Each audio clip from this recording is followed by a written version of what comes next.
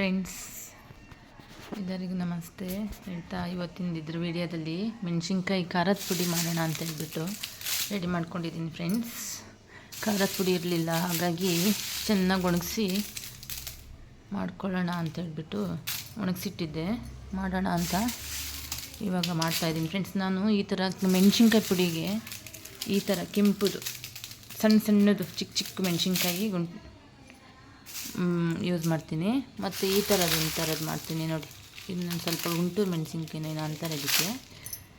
ಇದು ಬ್ಯಾಡಗೆ ಮೆಣಸಿನ್ಕಾಯಿ.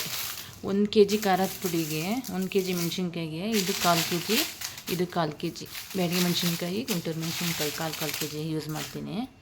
ಮಿಕ್ಸ್ ಮಾಡ್ತೀನಿ ಫ್ರೆಂಡ್ಸ್, ಅವಾಗ ಚೆನ್ನಾಗಿ ಬರುತ್ತೆ ನೋಡಿ. ಮೆಣಸಿನ್ಕಾಯಿ ಪುಡಿ ಮಾಡೋಣ ಅಂತ.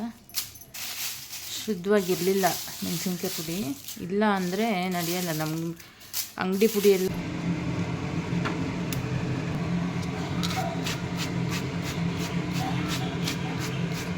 ನೋಡಿ ಈ ಥರ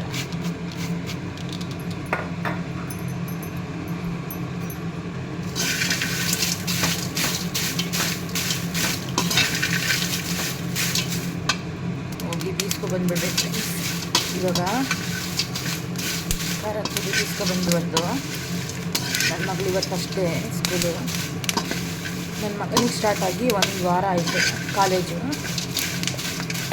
ಮಕ್ಕಳೆಲ್ಲ ಹೋಗಲಿ ಅಂತ ಹೇಳ್ಬಿಟ್ಟು ಹಾಗೇ ಇಟ್ಟಿದ್ದೆ ಮೆಣಸಿನ್ಕಾಯಿ. ಇಷ್ಟು ಸಾಕು, ಇಷ್ಟು ಉಟ್ಕೊಬಿಟ್ರೆ ಜಾಸ್ತಿ ಇದು ಮಾಡ್ಕೊಬಾರ್ದು ಫ್ರೆಂಡ್ಸ್. ನೋಡಿ ಫ್ರೆಂಡ್ಸ್, ಈ ಥರ ಡಬ್ಬಕ್ಕೆ ಹಾಕ್ಕೊಂಡು ಬೀಸ್ಕೊಂಡು ಬರಬೇಕು ನೋಡಿ.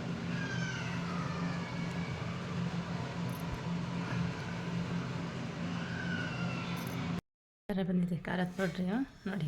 ನಮ್ಮನೆ ಖಾರ ಪೌಡರ್ ಹೇಗಿದೆ ನೋಡಿ. ಸ್ವಲ್ಪ ಆರಕ್ಕೆ ಹಾಕ್ಬೇಕು ಫ್ರೆಂಡ್ಸ್. ಇದು ತಂದ ತಕ್ಷಣ, ಇಲ್ಲಾಂದರೆ ಕಪ್ಪಾಗ್ಬಿಡುತ್ತೆ.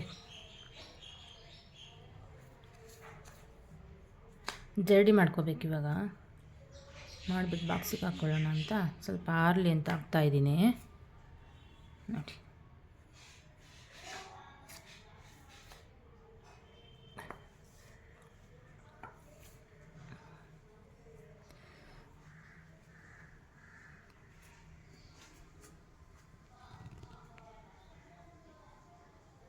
ನೋಡಿ ಫ್ರೆಂಡ್ಸ್, ಈ ಥರ ಮಾಡ್ಕೊಳ್ಳಿ. ಖಾರದ ಪುಡಿ ಚೆನ್ನಾಗಿರುತ್ತೆ ಮನೆಯಲ್ಲೇ ನೋಡಿ. ಓಕೆ ಫ್ರೆಂಡ್ಸ್, ಬಾಯ್